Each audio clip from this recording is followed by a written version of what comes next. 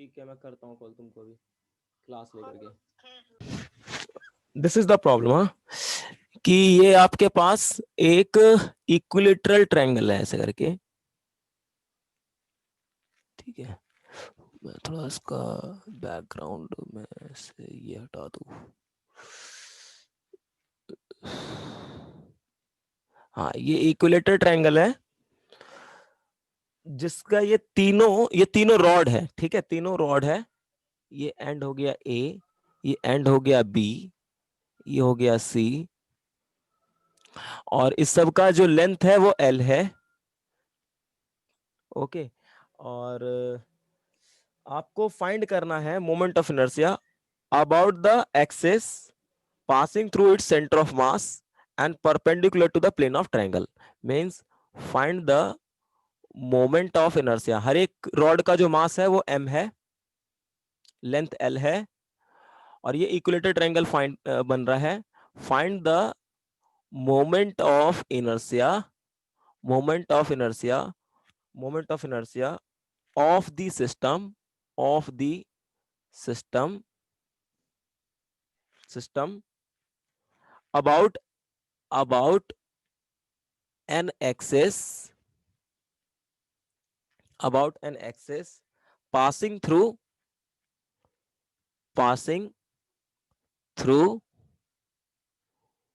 its center of mass and perpendicular to plane of paper। yes, please solve it।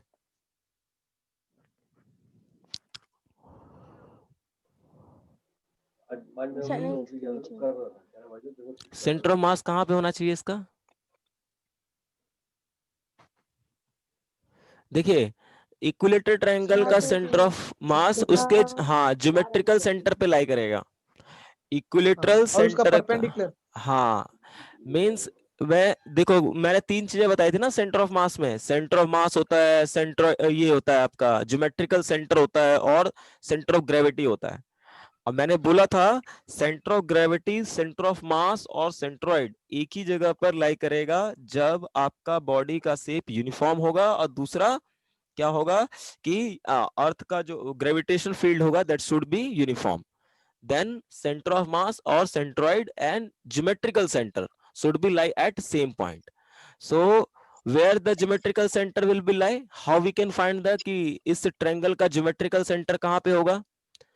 तो उसके लिए आपको इससे इसके ऊपर एक, देखो लाइन मैंने ड्रॉ किया, एक वर्टेक्स से दूसरे लाइन के ऊपर एक वर्टेक्स ड्रॉ किया। ठीक है, और ये क्या कर रहा है, इस लाइन को, इस जिसके ऊपर लाइन हमने ड्रॉ किया उसको इक्वल भागों में डिवाइड कर दे रहा है। तो इसे हम लोग मेरिडियन कहते हैं। हम क्या करेंगे, वर्टेक्स से किसी भी एक लाइन के ऊपर, जो उसके सामने वाला लाइन होगा उसके ऊपर परपेंडिकुलर, परपेंडिकुलर नहीं ड्रॉ करना होता है, बेसिकली एक लाइन ड्रॉ करना होता है, जिसकी वजह से ये क्या करेगा, इसको दो इक्वल भागों में डिवाइड कर देगा। अब चूंकि ये इक्विलेटरल ट्रायंगल है, that's why this angle comes to be 90 degree. But अगर कोई दूसरा अगर ट्रायंगल होता तो ये 90 डिग्री नहीं आता। ठीक है, सेम टू सेम हम क्या करेंगे, इस वाले वर्टेक्स से इसके ऊपर डालेंगे ऐसे करके एक लाइन, जो कि क्या कर रहा होगा, सामने वाले साइड को इक्वल इक्वल इसके अंदर डिवाइड कर रहा होगा। इसी तरह से यहां से डालेंगे। ठीक है, तीनों वर्टेसेस से। तो डालने पर जब ये तीनों जगह से डालेंगे तो ये एक जगह पे जाकर के इंटरसेक्ट करेंगे। तो इस पॉइंट को सेंट्रोइड कहते हैं। ठीक है, सेंट्रोइड कहते हैं या geometrical centre of the triangle कहते हैं। ठीक है, तो अगर देख सकते हो सारा का सारा जो रॉड है उसका मास m है, लेंथ l है, मींस यूनिफॉर्म है, और ग्रेविटेशन फील्ड भी आप अज्यूम कर लो चेंज नहीं कर रहा है। तो हम लोग कह सकते हैं कि इसी पोजीशन के ऊपर, इसी पोजीशन के ऊपर सेंटर ऑफ मास लाई करेगा, इसी पोजीशन के ऊपर। Correct? Any problem? Yes sir. Okay, no sir. yes, then what we have to do, we first I find the position of center of mass, क्योंकि क्वेश्चन में पूछा है कि आपको मोमेंट ऑफ इनर्शिया फाइंड करना about the centre of mass. तो first job is to find out the centre of mass, and then after what we have to do, एक axis है जो कि इसके परपेंडिकुलर है ना, इस लाइन के परपेंडिकुलर है, यानी कि इस पॉइंट से पास कर रहा होगा और प्लेन के परपेंडिकुलर होगा। आ रहा बस में, कोई प्रॉब्लम है यहाँ पर? जी। तो सर। हाँ, तो मुझे अब चाहिए इस पूरे सिस्टम का मोमेंट ऑफ इनर्शिया।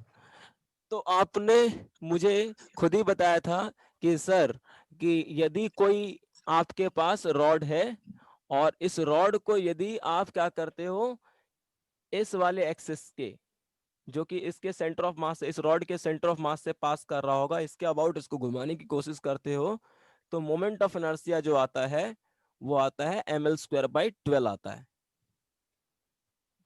ठीक है, तो सेम टू सेम यहां पर है, एक एक्सेस है जो कि प्लेन के परपेंडिकुलर है, पर इसकी इस रॉड के सेंटर ऑफ मास से पास कर रहा होगा, तो इस वाले रॉड का जो मोमेंट ऑफ इनर्शिया होगा इस एक्सिस के अबाउट, इस पॉइंट के अबाउट, मान लो इसका नाम मैंने दे दिया C1, तो IC1 जो होगा वो क्या होगा, ml² by 12 होगा।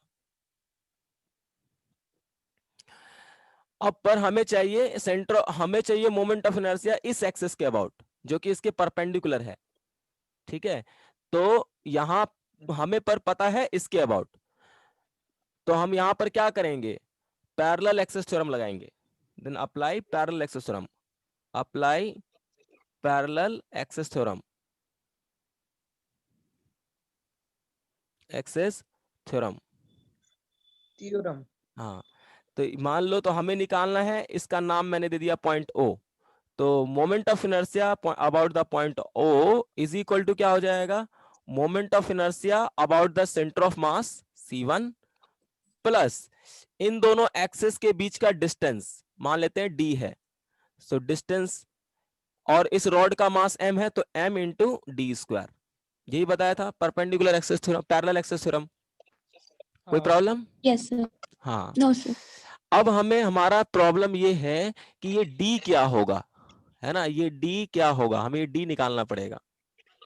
तो D आराम से निकल सकता है, देखो ये लेंथ कितना है, a/2 है, ये डिस्टेंस यहां से, सॉरी l/2, क्योंकि टोटल लेंथ l है तो ये हो जाएगा आपका a/2, और ये एंगल है आपका 30 डिग्री, क्योंकि पूरा जो है 60 डिग्री है, तो ये लेंथ आप बता सकते हो मुझको, C1O कितना होगा, C1O means D is equal to क्या हो जाएगा, देखो perpendicular by base, perpendicular by base equal to होता है tan थीटा, तो मैं कह सकता हूं ये हो जाएगा a/2 into 10 30 degree, correct.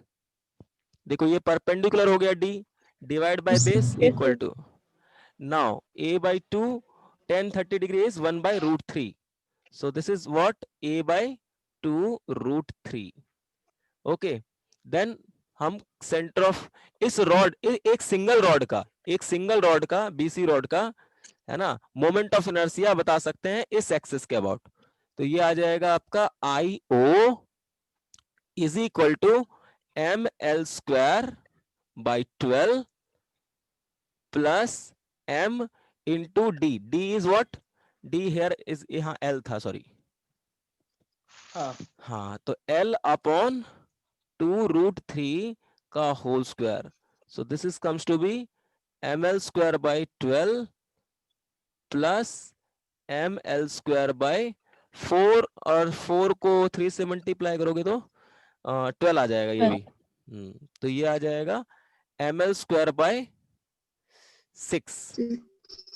Yes, तो ये एक रॉड का आया, this is the moment of inertia of one rod BC about the axis O, but you can see AB जो होगा, ये जो रॉड है वो भी उतने ही डिस्टेंस पे होगा इस एक्सेस से, और ये रॉड भी उतना ही डिस्टेंस पे होगा इस एक्सेस से, because of the symmetry you can say the total moment of inertia, total moment of inertia IO, total इस एक्सेस के अबाउट जो मोमेंट ऑफ इनर्शिया होगा, total moment of inertia, that is 3 times of IO, so this is comes to be ml² by 2, correct।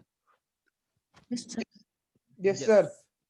सो यहाँ पे हमने basically क्या use किया, इस क्वेश्चन में हमने क्या समझा कि how to apply the parallel axis Parallel theorem. access theorem. Yes, so this is the motive of this question. Okay, now next question you have to be solved. Suppose you have a rectangular lamina, you have a rectangular lamina, okay, and you have to find out if the length of the lamina, if the length of the lamina is L and breadth of this lamina is B. Yes, okay, and you have to find out the moment of inertia about the center of mass which is perpendicular, one axis which is perpendicular to the plane and passing through the center of mass. So you have to tell me moment of inertia of the system about the center of mass perpendicular to plane of paper.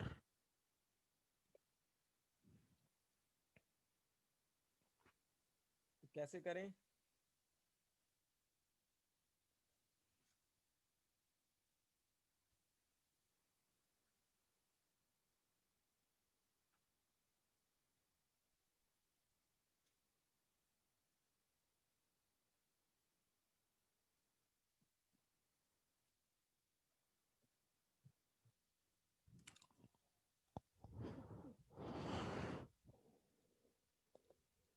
Perpendicular axis theorem से। यहाँ पे perpendicular axis theorem से ही question solve होगा। Yes, we here apply perpendicular axis theorem. देखो मैं एक access बना रहा हूं जो कि इसके सेंटर ऑफ मास से तो पास कर रहा है बट इधर की तरफ है, ऐसे करके घुमाने की कोशिश करूंगा इसको, ठीक है। और एक और एक्सेस बना रहा हूं, ठीक है, ये हो गया आपका एक्सेस, इसको ऐसे करके घुमाने की कोशिश करूंगा। तो एक एक्सेस हो गया अलोंग एक्स एक्सेस, एक एक्सेस हो गया अलोंग वाई एक्सेस, दोनों ही एक ही प्लेन के अंदर है दोनों ही एक्सेस एक ही प्लेन के अंदर है। तो अगर मैं ये कहता हूं कि इस एक्सेस के अबाउट यदि मोमेंट ऑफ इनर्शिया मुझे पता हो, एक्स एक्सेस के अबाउट, अगर एक्स एक्सेस के अबाउट मोमेंट ऑफ इनर्शिया मुझे पता हो और वाई एक्सेस के अबाउट मोमेंट ऑफ इनर्शिया पता हो, दोनों ही एक्सेस एक ही प्लेन में लाई कर रहे हैं, तो I x plus I y that should be equal to what? Iz, a plane which axis which is perpendicular to both x and y and passing through the point of intersection. ये जो z axis होगा that will be passing from the point of intersection of x and y. Okay, but these two axes are in a same plane. So हमें पहले क्या करना है, आई x find करना है और आई वाई फाइंड करना है। अगर ये दोनों पता चल जाएगा तो मुझे आई जेड भी पता चल जाएगा।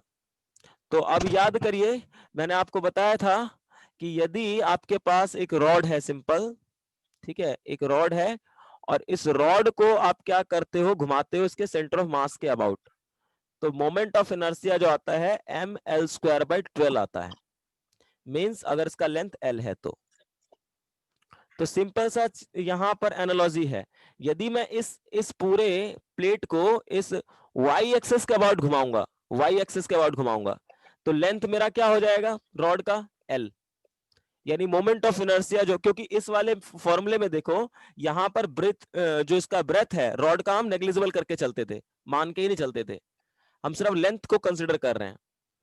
तो जब हम y एक्सिस के अबाउट इसको घुमाएंगे तो only this dimension will play a role for the moment of inertia, means we can say Iy is equal to, हाँ, that is equal to mL²/12.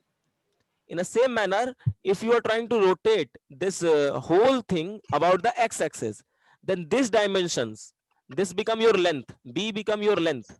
So moment of inertia about the I is axis, x axis is mb square by 12.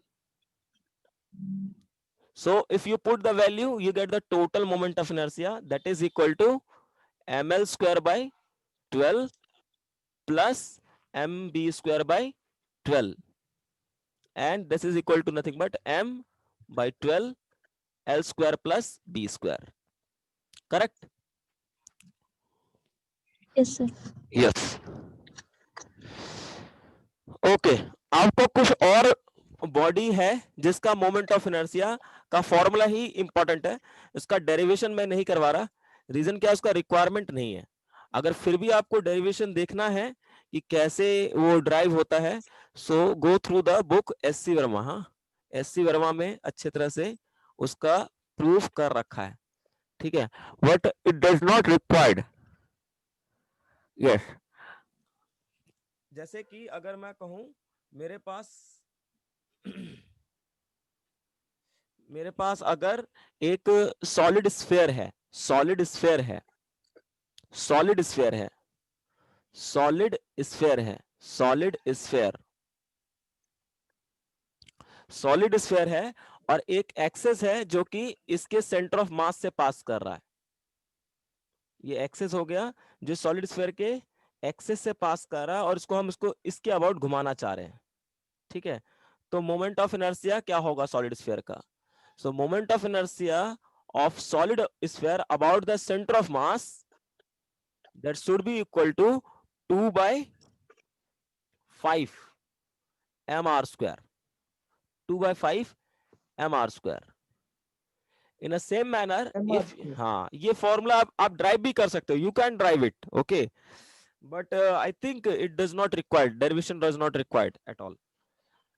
In a same manner, क्योंकि बहुत integration वगैरह करना पड़ेगा, ठीक है, so simple है, mathematics use करना पड़ेगा, only we have using the mathematics, so mathematics करना नहीं है, हमें physics पढ़ना है, so that's why. In the same manner, if you have a hollow sphere, a hollow sphere, a hollow sphere, this is a hollow sphere, and this axis will be passing from the center of mass, so this is a hollow sphere. The moment of inertia of this become 2 by 5 mr square. Okay, any problem? No sir. हाँ, दूसरा एक चीज है कि यदि मान लो आपके पास ऐसा स्फीयर है, एक ऐसा स्फीयर है, सर दोनों का 2/5 mr² है। सॉरी ये 2/3, आई एम सॉरी 2/3 इसका, ये 2/3 है, ये 2/5 है, यस 2/3 है वो का। सर अगर सर होलो स्फीयर में और नॉर्मल स्फीयर में फर्क क्या होता है सर? हॉलो स्फीयर में मतलब जैसे कि बॉल है ना, बॉल है और वो अंदर से खाली होता है ना, तो हॉलो हो गया। और वहीं पर अगर आप मान लो अच्छा। कोई, जैसे वो जो कंचे नहीं होते, कंचे खेलते हैं, कंचे खेला तुमने? कंचे नहीं खेला? हाँ, गोटी गोटी। हाँ, गोटी गोटी, हाँ, तो वो गोटी क्या होती है, हाँ भरी होती है ना पूरी, तो वो हो गया सॉलिड स्फीयर, हाँ। ठीक है। और कुछ टाइप का ऐसे करके भी स्फीयर होता है, जैसे मान लो कि आपके पास ये एक स्फीयर है और इसके अंदर में कैविटी है, अंदर में कैविटी है, ठीक है, अंदर में कैविटी है, अंदर में कैविटी है, जी। ऐसे करके अंदर में हॉलो है ये, ठीक है, बाकी ये सॉलिड है, हाँ जैसे ये पूरा भरा हुआ है, ये सॉलिड है।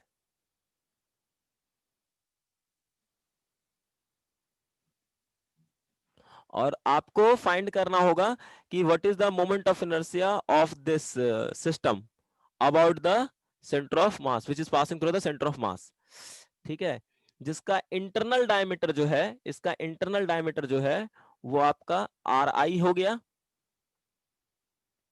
और एक्सटर्नल डायमीटर जो हो गया इसका एक्सटर्नल डायमीटर जो हो गया R0 हो गया। तो मोमेंट ऑफ इनर्शिया बताओ कितना होगा? तो ये होगा ICM is equal to 2/5 mr², M हाँ m हम्म m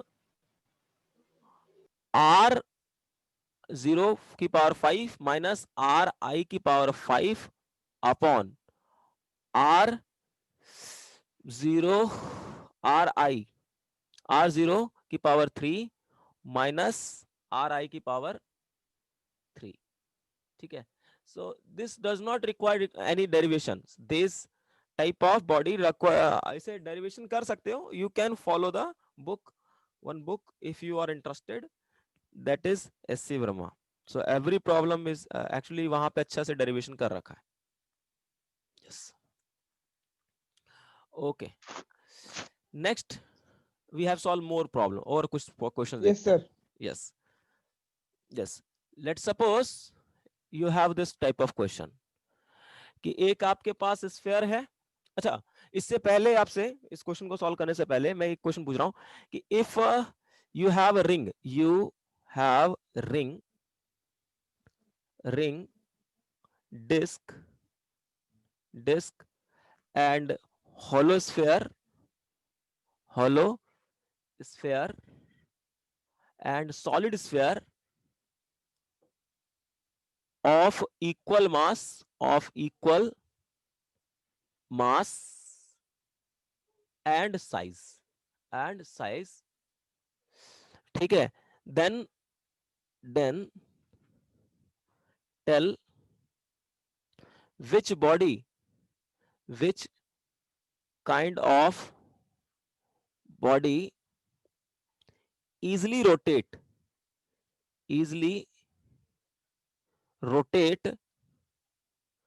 about the axis, passes through center of mass of the bodies. Yes, tell me the answer.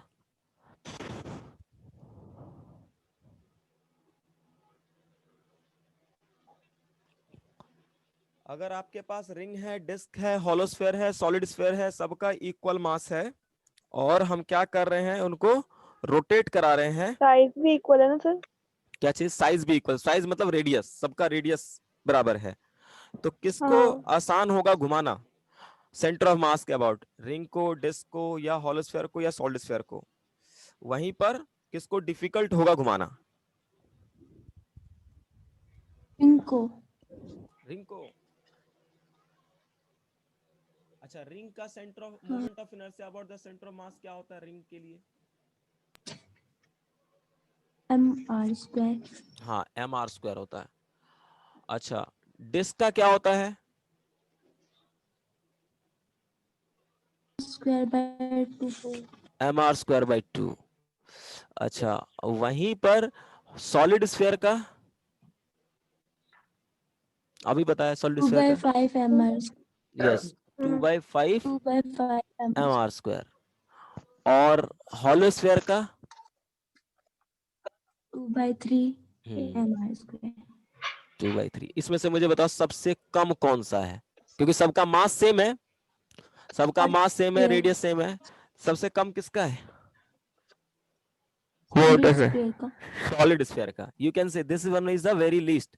सबसे इजी होगा किसको रोटेट कराना? हाँ. सॉलिड स्फीयर को रोटेट Solid कराना. sphere. Yes. So because this is least moment of inertia, so it is easy to rotate. Easy to rotate. Yes, rotate about the center of mass. Now tell me, इसमें difficult कौन सा होगा? सबसे ज्यादा किसका है? Ring वाले. Ring वाले का. Yes, so ring is difficult to rotate. This is the more difficult to rotate. अगर आपके पास because it have हाँ. maximum number Yes. of moment of inertia. हाँ, so large moment of inertia, so we can say it difficult to rotate. Means अगर आपके पास अच्छा, अगर आपके पास जी. Ring है और डिस्क है, सॉलिड स्फीयर है और हॉलो स्फीयर है, सभी का मास सेम है, रेडियस सेम है, तो सबसे डिफिकल्ट होता है रोटेट करना किसको? रिंग को, अगर रिंग को रोटेट करना चाहोगे तो it's you facing difficulties, but solid sphere को करोगे you can easily rotate them about the centre of मास। अच्छा, इसी में अगर मैं क्वेश्चन पूछता कि किस बॉडी के अंदर, इन तीन शेप में से किस बॉडी के अंदर एनर्जी ज्यादा स्टोर करके, मतलब काइनेटिक एनर्जी स्टोर, देखो अब यहां पर मैंने बताया, अच्छा मैंने बताया था एनर्जी को हम क्या क्योंकि एनर्जी क्या है, energy what is the meaning of energy, it's so the capability to how much we can perform the work, okay, capacity हाँ, कि कितना हम वर्क जो है परफॉर्म वर्क। कर सकते हैं, जितना ज्यादा एनर्जी होगा उतना ही ज्यादा हम वर्क परफॉर्म कर सकते हैं, ठीक है। तो यदि मैं रिंग को रोटेट कर रहा हूं, अगर मैं रिंग को रोटेट करूं, मान लो सभी को मैंने रोटेट किया, if I rotate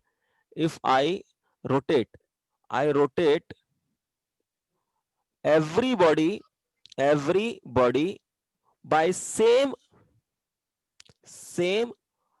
angular speed,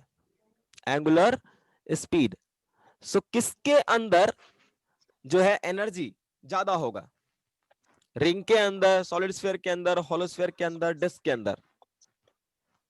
ring के अंदर। रिंग के अंदर, यस, रिंग के अंदर जो एनर्जी स्टोर होगा, एनर्जी स्टोर्ड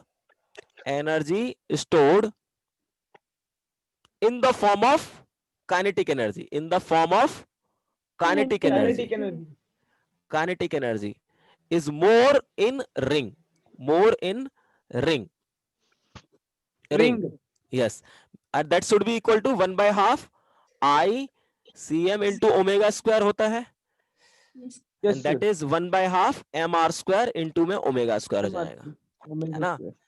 तो आप देखो, यस सर, आप अगर आप ये देखोगे, आप जब जाओगे आटा के चक्की पे जाओगे ना, आटा के चक्की पे गए हो कभी, अगर जाना तो यस वहां सर, पे, गई हुई हूँ। सर हाँ हाँ, आटे के चक्की पे जाओगे ना तो वहां पे एक देखोगे पीछे में ना जो मशीन होता है उसमें बहुत बड़ा चीज घूमने वाला होता है, बहुत बड़ा एक चीज घूम रहा होता है ना, बड़ा सा चीज घूमे रहा होगा, बड़ा सा बॉडी, जैसे कि एक तो इंजन लगा होगा, इंजन के बगल में तुम्हारा एक बड़ा सा जो होगा ये चीज, जितने भी सिंपल, जितना भी तुम देखोगे व्हील जो होता है वो बेसिकली रिंग शेप का होता है, जितना भी रिंग देखोगे आप लाइफ में वो बेसिकली रिंग टाइप का होता है मैक्सिमम।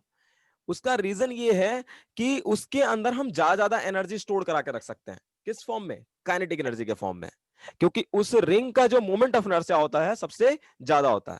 तो मैन्युफैक्चरर जो भी होता है, जो भी अगर हमारा पर्पस है एनर्जी को स्टोर कराना, हमारा पर्पस ये है कि हम ज्यादा एनर्जी को स्टोर करके रख सकें, ठीक है, तो हम हमेशा बॉडी को किस टाइप का बनाएंगे, रिंग शेप का बनाने की कोशिश करेंगे, ना तो डिस्क बनाएंगे, ना ही सॉलिड स्फीयर बनाएंगे, ना ही होलो स्फीयर बनाएंगे, हम रिंग बना करके करेंगे, क्योंकि उसके अंदर हम ज्यादा एनर्जी को स्टोर करा करके रख सकते हैं, ठीक है, क्योंकि उसका जो मोमेंट ऑफ इनर्शिया होता है वो ज्यादा होता है, ठीक है, as compare to other bodies. But मैंने यहाँ पे देखो अजम्पशन क्या लिखा, सबका मास सेम है, सबका रेडियस सेम है, ठीक है, एनी प्रॉब्लम? हाँ, no sir, okay, no sir. yes, next you have to solve one problem more, okay, find the moment of inertia, देखो एक क्वेश्चन आ जाता है, चाहे जेई में भी आता है क्वेश्चन इस मोमेंट ऑफ इनर्शिया पे, ठीक है, जेई मेंस में आता है, एडवांस में तो नहीं देता है डायरेक्टली, एडवांस में थोड़ा घुमा फिरा के देगा, जेई मेंस में आ जाता है और नीट के अंदर आ जाता है कि find the moment of inertia, what is the moment of inertia about the वो, तो ये बहुत इंपॉर्टेंट टॉपिक है नीट और जेई मेंस के पॉइंट ऑफ व्यू से। Find the moment of inertia of a system whose total mass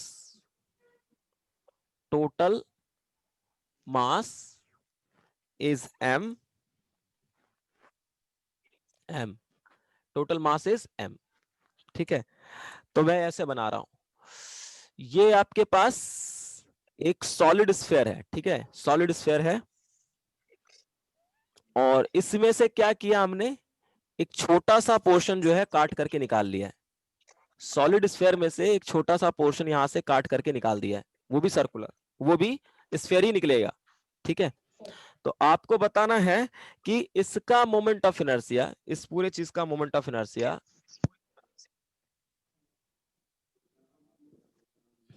ये थोड़ा इसका मोमेंट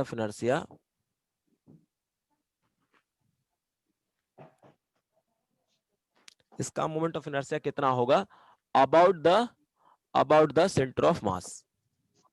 ठीक है, मतलब अगर ये पूरा बॉडी है, सॉलिड है, इस सॉलिड में से हमने क्या किया, इतना पोर्शन काट करके निकाल दिया, इतना पोर्शन काट करके निकाल दिया, और इस पूरे का मास जो है वो m है। हाँ। ठीक है, और ये जो काट के निकाला है इसका रेडियस कितना है? जी। r/3 है, और इस पूरे का रेडियस कितना है? r है। तो काट के निकालने के बाद इस पूरे सिस्टम का moment of inertia about the point O क्या होगा? अबाउट द पॉइंट O क्या होगा? Correct, about the point O क्या होगा? Yes. Yes, you have to tell me what is the moment of inertia about the point O.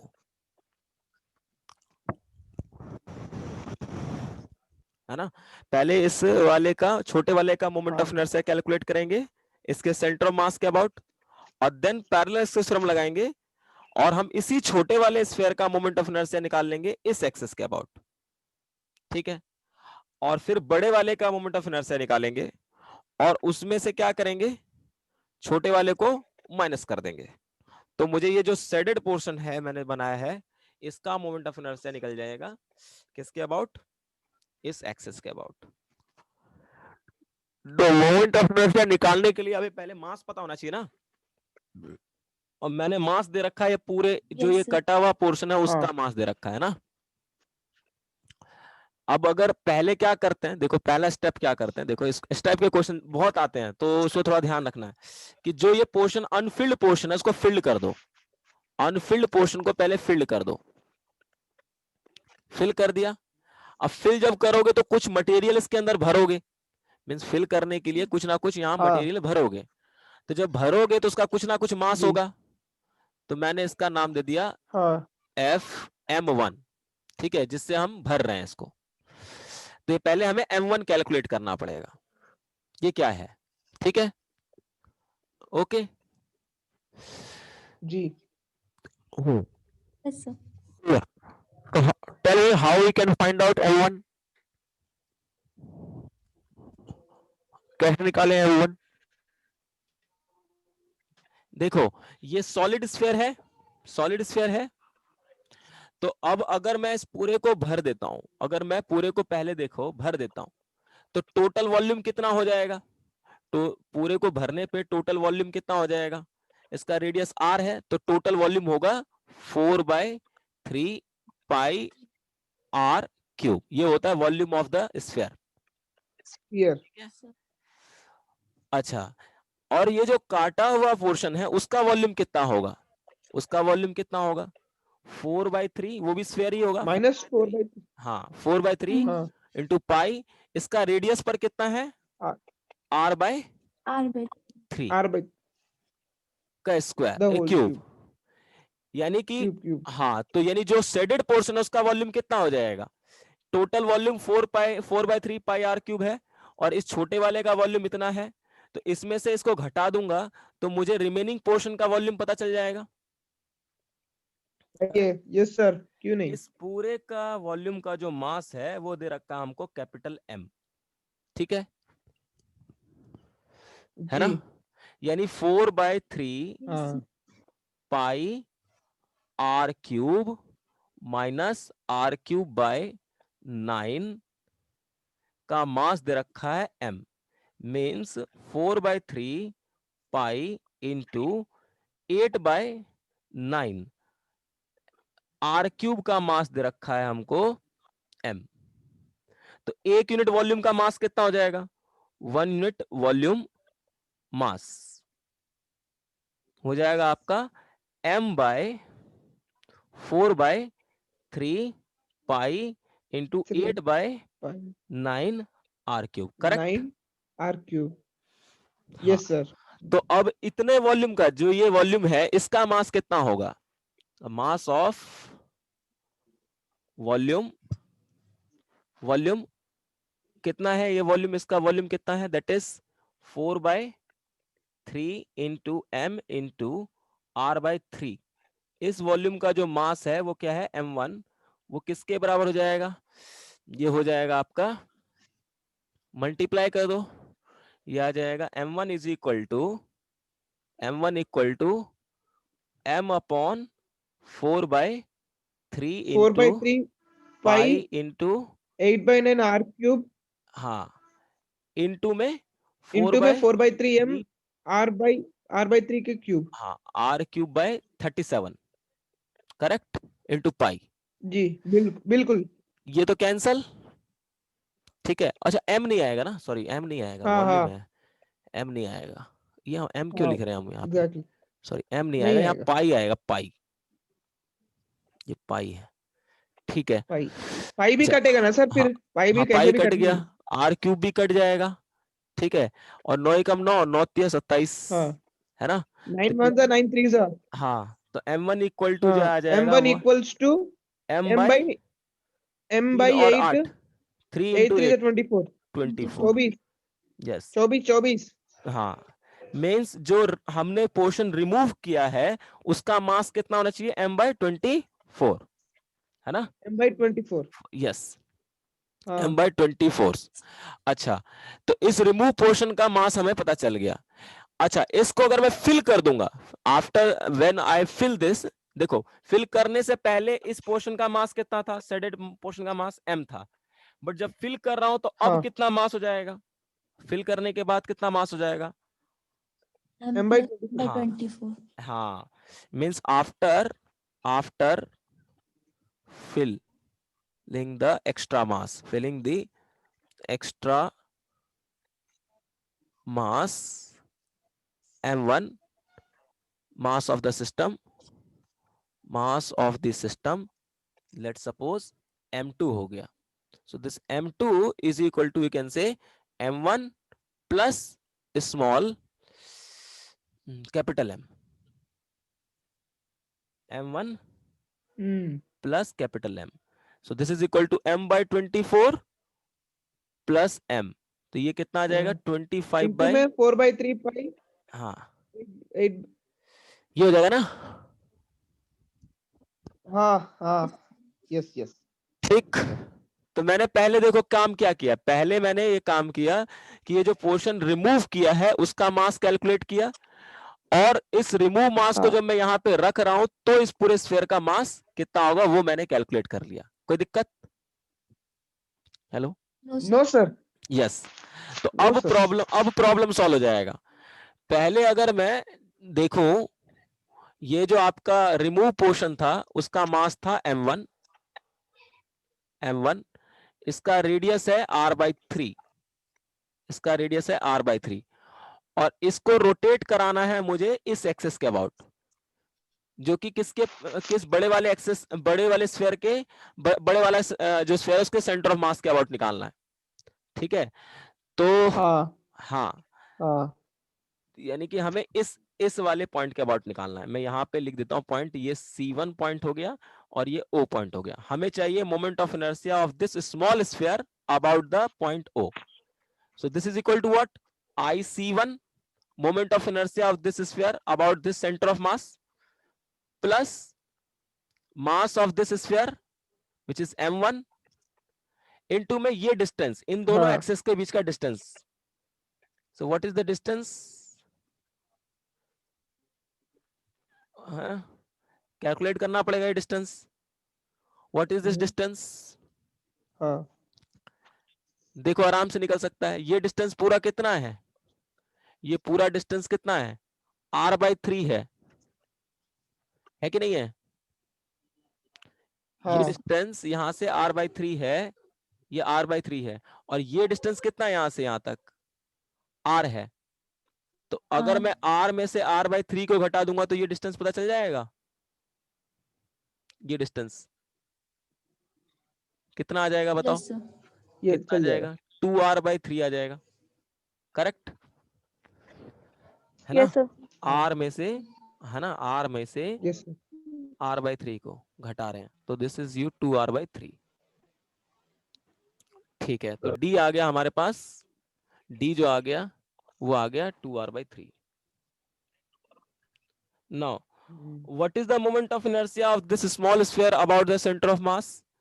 That is equal to 2/5 m1 into में r/3 का square 3 plus, whole square.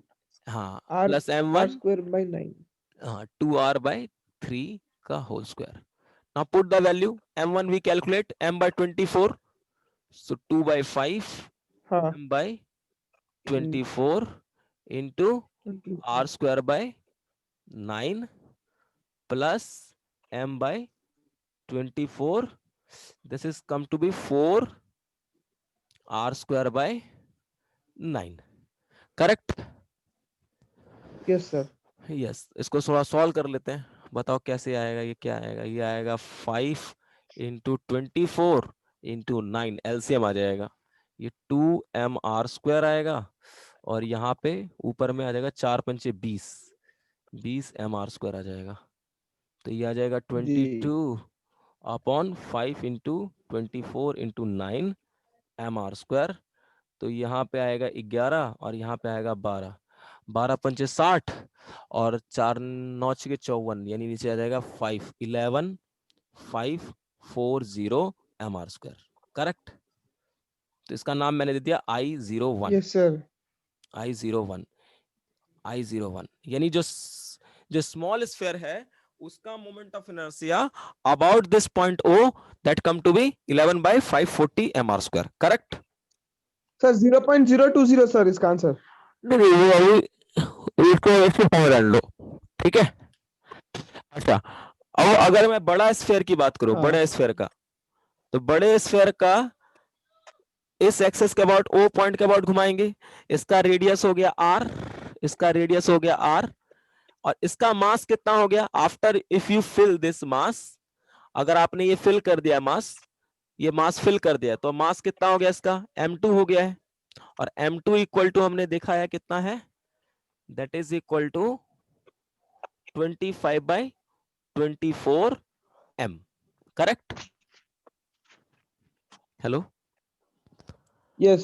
हाँ, तो इसका moment of inertia कितना Yes, हो sir. जाएगा, बड़े वाले का कितना मोमेंट ऑफ इनर्शिया हो जाएगा, I02, that is equal to 2/5 m, इसका मास है, टोटल मास कितना है इसका, इसका मास है 25/24, 25/24 m इंटू में 24. r², so this is comes to be 12, 5 एकम 5 5 आ गया, तो 5/12 mr², करेक्ट है ना? हाँ. तो अब हमें चाहिए मोमेंट ऑफ इनर्शिया किसका, एक्चुअल में हमें इस जो शेडेड पोर्शन है उसका मोमेंट ऑफ इनर्शिया चाहिए, तो हम क्या करें, हमने क्या किया, बड़े पहले भर जी. दिया, भरने के बाद मोमेंट ऑफ इनर्शिया जो आया उसमें से क्या करेंगे, हाँ. इस स्मॉल वाले स्फीयर का मोमेंट ऑफ इनर्शिया घटा देंगे, ठीक है? मींस इस वाले में से इस वाले का मोमेंट ऑफ इनर्शिया घटा देंगे, तो हमारे पास रिजल्टेंट सिस्टम का मोमेंट ऑफ इनर्शिया आ जाएगा, सो I0 that is equal to I02 minus I01. This is comes to be m/12 mr² minus 11/540 mr².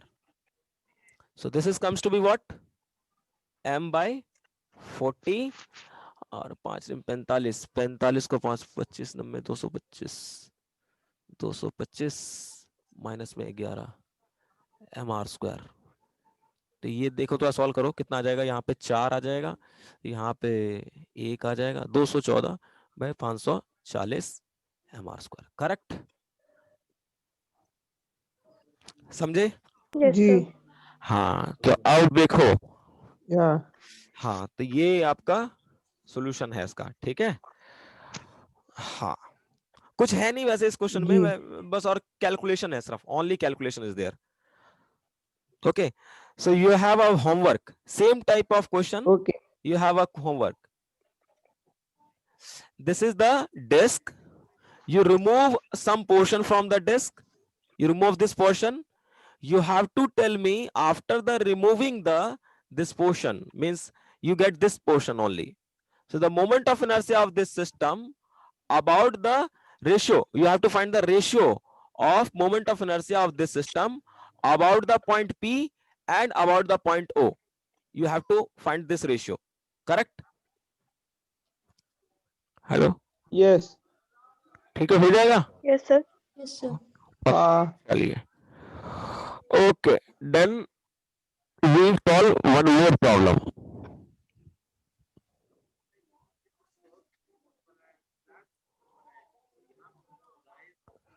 So a thin question है, a thin wire of length L, ठीक है, and uniform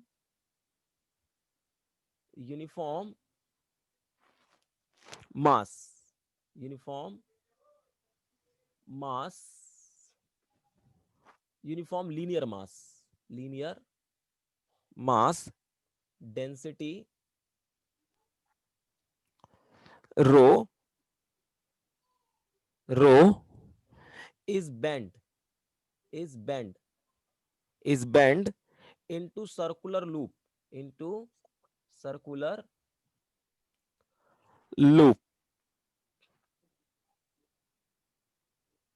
of center at O, as shown in figure.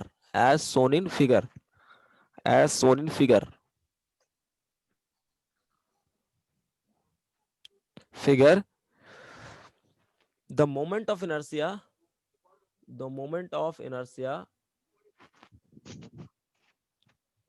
about the axis x dash. So this is your ring. मतलब पहले ये आपके पास क्या था, एक रॉड था, एक वायर था, इसको रिंग के फॉर्म में हमने कन्वर्ट कर दिया और इसको रोटेट करा रहे हैं इस एक्सिस के अबाउट. तो आपको बताना है कि इस एक्सिस के अबाउट इसका मोमेंट ऑफ इनर्शिया कितना होगा. Okay, so this name is x dash. Okay, so how we can solve this question? Sir, mass of the wire को can we write as m? हाँ, मास ऑफ द वायर m कह सकते हैं, but linear mass density दे रखा ना इसने, linear mass density. What is meaning of linear mass density? Rho into L.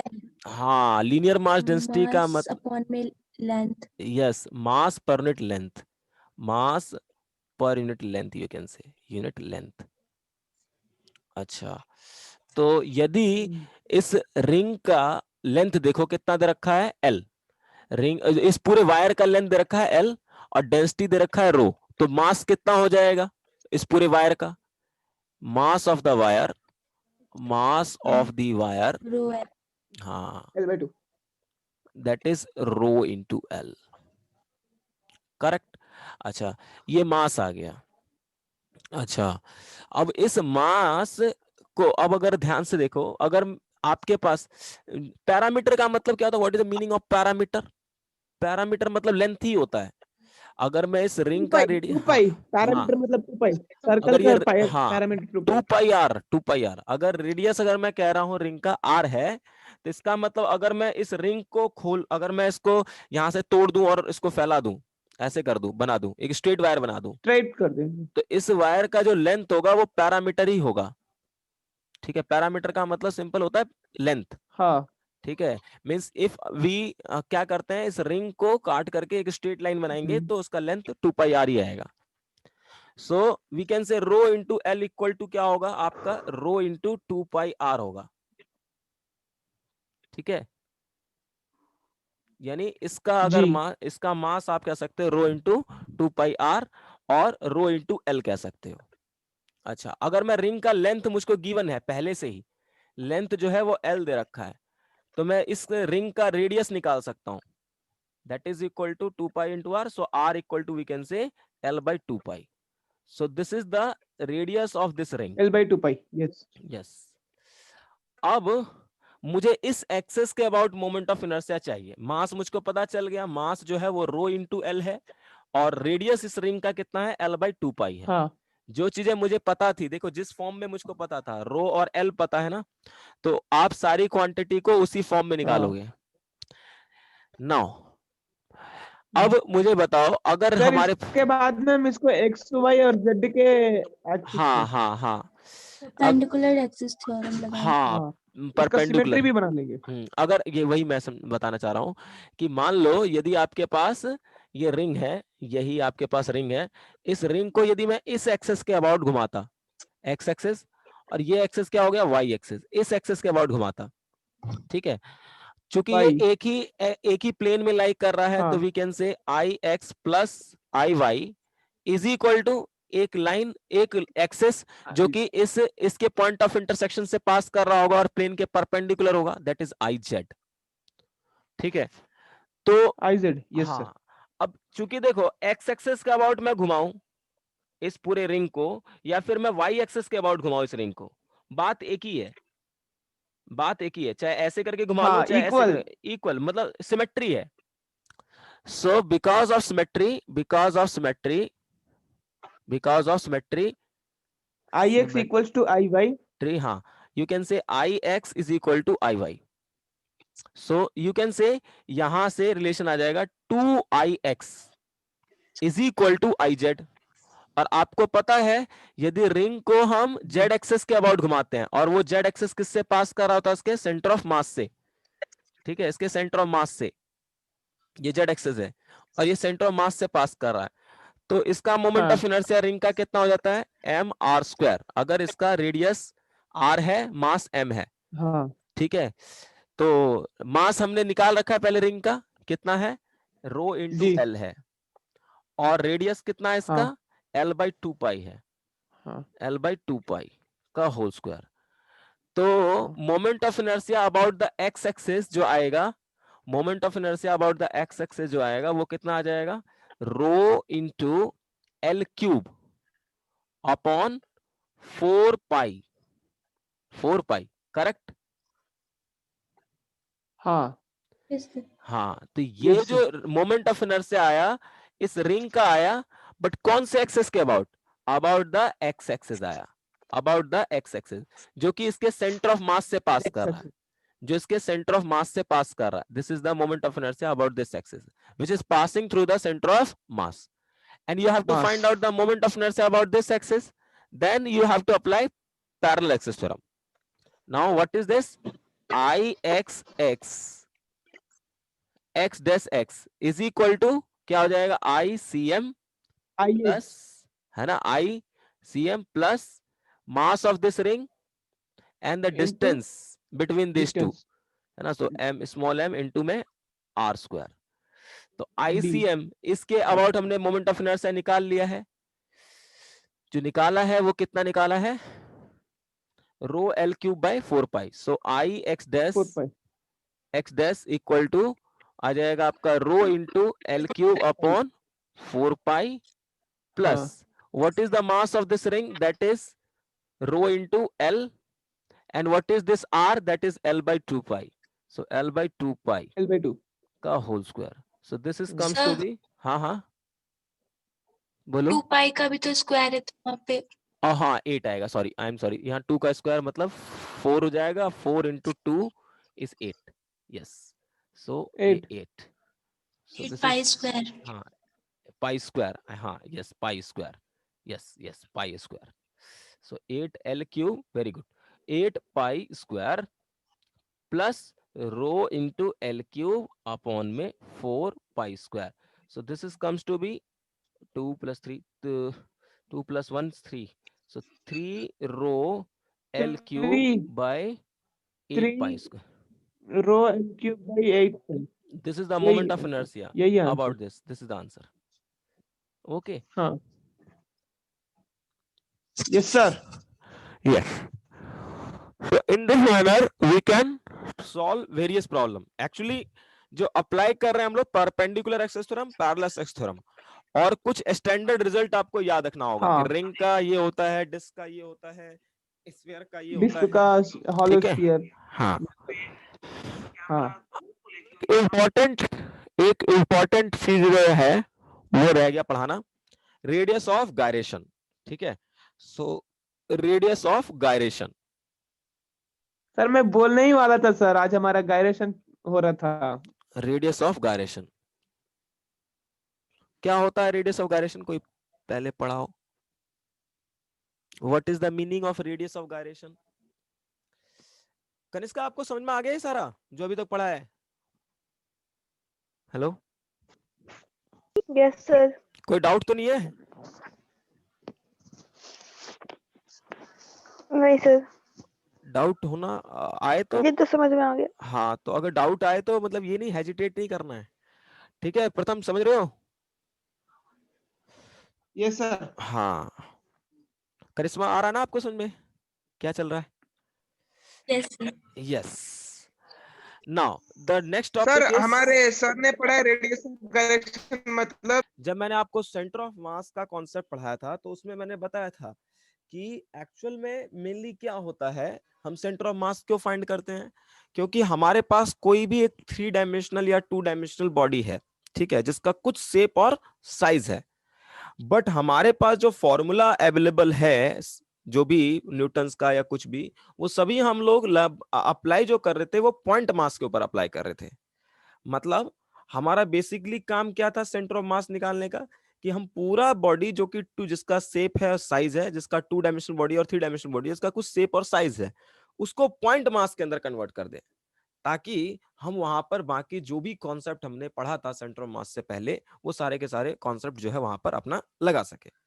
Same to same concept यहां पे है कि रेडियस ऑफ गायरेशन हम इसलिए फाइंड करते हैं कि अगर कोई भी बॉडी है, what ever kind of shape, ठीक है, जैसे रिंग हो गया, डिस्क हो गया, अभी हमने कितने टाइप की शेप की बॉडीज देखी थी, ठीक है, और सिलेंडर हो गया, हॉलो सिलेंडर हो गया, सॉलिड स्फीयर हो गया, हॉलो स्फीयर हो गया, ये सारे टाइप की बॉडी है। इवन कुछ इरेगुलर शेप का बॉडी होगा, मान लो एस टाइप का कोई बॉडी है, ठीक है। अब इस टाइप का बॉडी है, अगर इसके ऊपर तुम काम करना स्टार्ट करोगे, मतलब इस पे इस पूरे बॉडी का शेप कंसीडर करके और इसको क्वेश्चन, इसके ऊपर जो भी इक्वेशंस हैं, जो भी हमने लॉ पढ़ा है, उसको लगाने की कोशिश करोगे, then it is going to be difficult, it going to be difficult. So to make it easy हम क्या करते हैं, इस पूरे बॉडी को जो 3 डायमेंशनल शेप का बॉडी है, उसको एक पॉइंट मास से रिप्लेस कर देते हैं। मेनली कोई भी बॉडी होगा जिसका कुछ शेप और साइज होगा, हम उसको पॉइंट मास से कन्वर्ट करना चाहते हैं। तो पहला काम तो ये होगा कि पॉइंट मास में कन्वर्ट करने के लिए सबसे पहला काम क्या होगा कि इस बॉडी का जो सेंटर ऑफ मास है, वहां पर सारा का सारा मास जाकर के रखना होगा। तो ये बॉडी का जो भी मास जिस पॉइंट के ऊपर राय कर रहा होगा, वहां पर जाकर के हम सारा मास रख देंगे। मान लो इस बॉडी का मास m है, तो हमने सारा का सारा मास जो है इसके पहले सेंटर ऑफ मास पे रख दिया।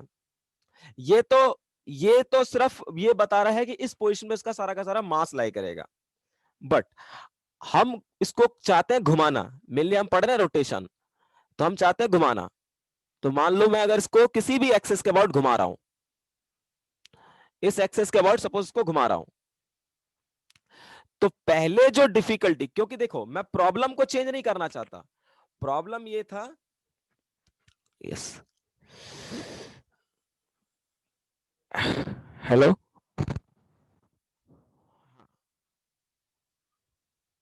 यस कि यदि आपके पास कोई भी बॉडी है, हम इसको क्या करना चाह रहे हैं, घुमाना चाह रहे हैं, बट ये बॉडी का कुछ शेप और साइज है।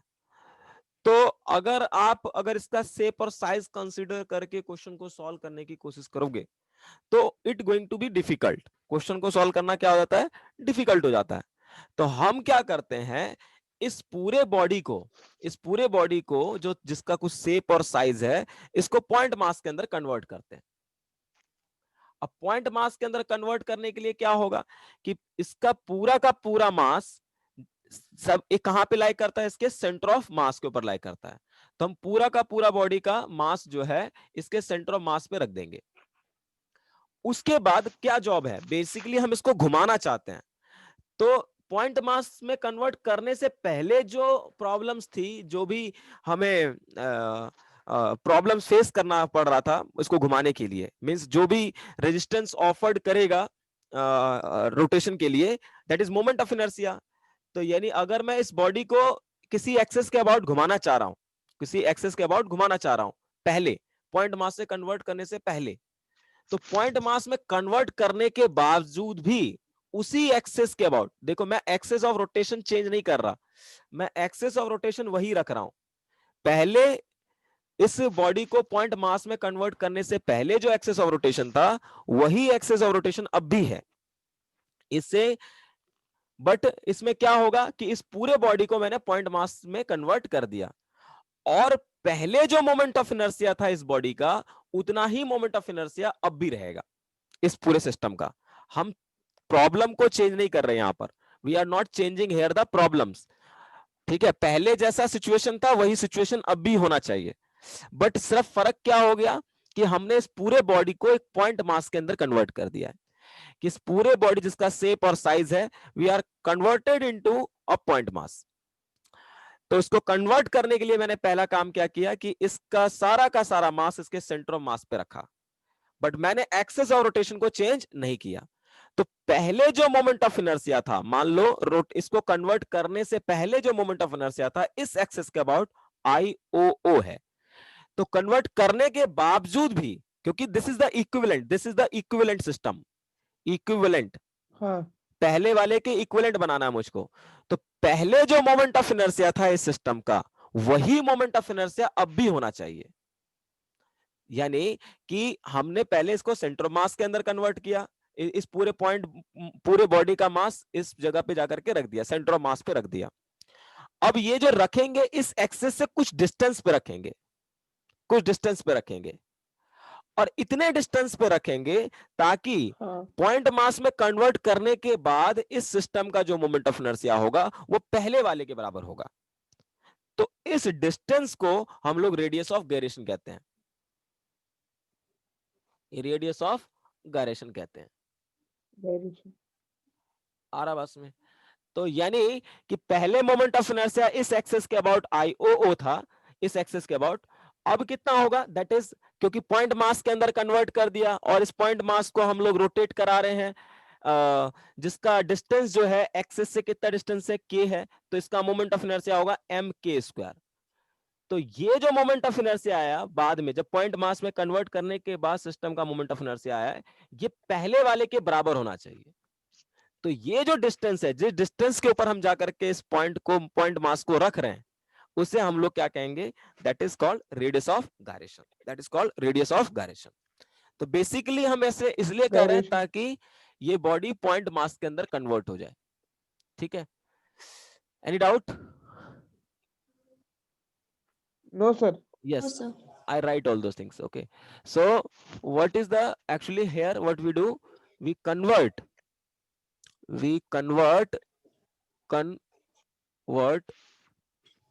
convert the system into point mass in a such a way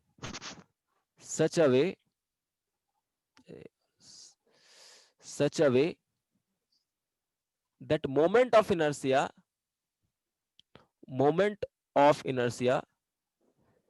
of system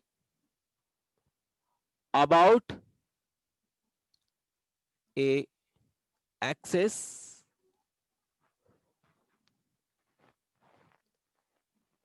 is equal to the moment of inertia of converted system. So the distance of a point mass of a point mass from the axis of rotation, from the axis of rotation is called radius of gyration.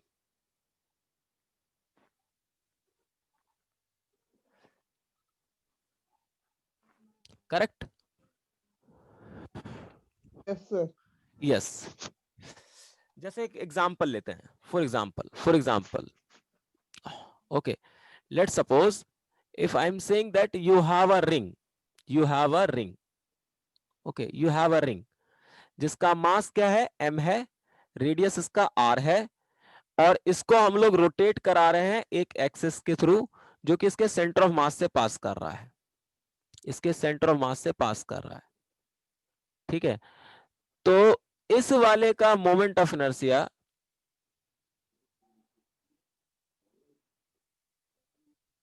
ये जो centre of मास से पास कर रहा है point, ये axis, and name is O. ठीक है, अब मैं इस वाले को कन्वर्ट करना चाहता हूं एक पॉइंट मास के अंदर, बट मैं एक्सिस और रोटेशन को वही रखना चाहता हूं. एक्सिस और रोटेशन वहीं पे है, उसका जगह चेंज नहीं हुआ, बट इस पूरे रिंग को मैंने किस में कन्वर्ट कर दिया, एक पॉइंट मास के अंदर कन्वर्ट कर दिया जिसका मास क्या है, m, और इसको मैं कहां पे रख रहा हूं, at a distance k, at a distance k, at a distance k. Okay. ठीक है, तो इस वाले का जो मोमेंट ऑफ इनर्शिया होगा इस सिस्टम का about the axis O, that is m r square होगा, और इसका जो मोमेंट ऑफ इनर्शिया होगा, इसका जो मोमेंट ऑफ इनर्शिया होगा about the O, that is m k square होगा. तो ये दोनों ही क्या होगा, बराबर होगा, means mr square is equal to क्या हो गया, m k स्क्वायर हो गया, मींस k इक्वल टू क्या हो गया आपका r. So this k is called radius of gyration,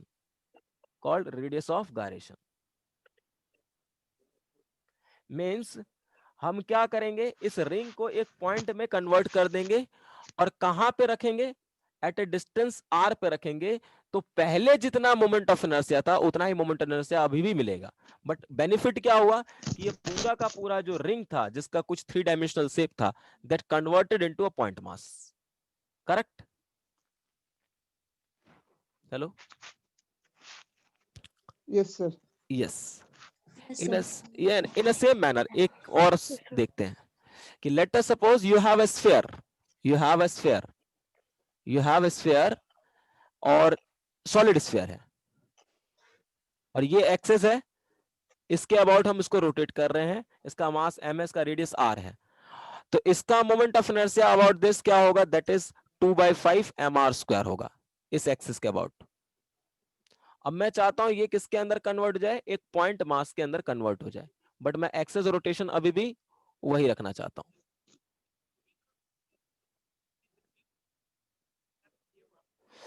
ठीक है, मैंने इसको पॉइंट मास के अंदर कन्वर्ट कर दिया और इसको रख दिया मैंने कितने डिस्टेंस पे, एट ए डिस्टेंस k के ऊपर.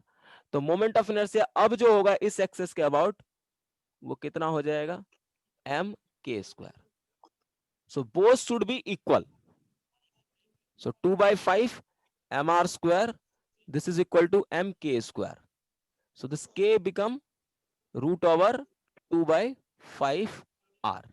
Means यदि मैं क्या करता हूं, इस पूरे सॉलिड स्फीयर का मास कितने डिस्टेंस पे रख देता हूं, √2/5 r पे रख देता हूं, तो पहले जो मोमेंट ऑफ इनर्शिया था वही हमको बाद में भी मोमेंट ऑफ इनर्शिया मिलेगा.